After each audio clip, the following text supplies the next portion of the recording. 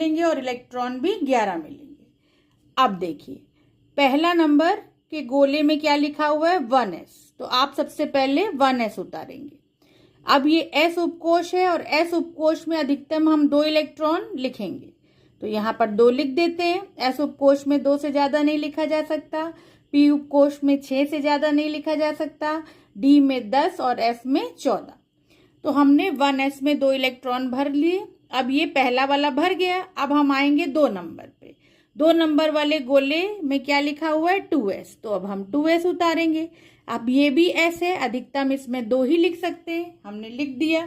तो देखिए हमको 11 तक लिखना है और हमने 4 तक अभी लिखा है।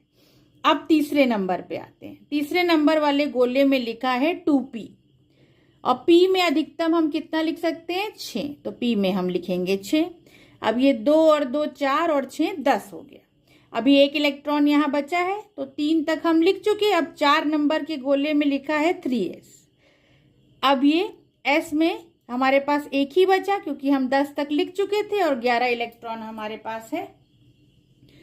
अब ये देखिए ये 1 नंबर पहली कक्षा को बता रहा है। पहली कक्षा का निर्माण s उपकोष से होता है, जिसमें इलेक्ट्रॉन कितने हैं 2, यानी पहली कक्षा में कितने इलेक्ट्रॉन हो गए 2। दूसरी कक्षा s और p उपकोष के मिलने से बनती है, तो 2 ये और p के 6 कुल कितने हो गए 8।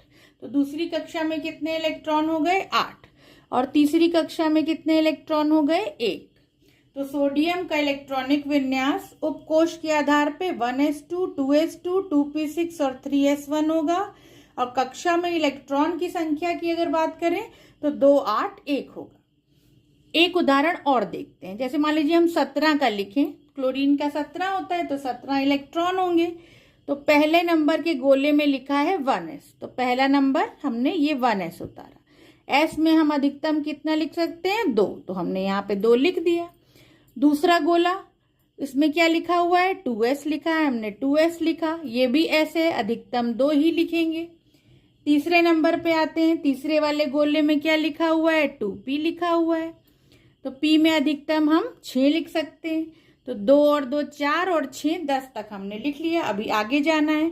तो 4 नंबर वाले गोले में 3s, तो हमने 3s लिखा। अब ये s है, अधिकतम 2 ही लिख सकते हैं, 12 हो गए। आगे चलते हैं 5 नंबर 3p।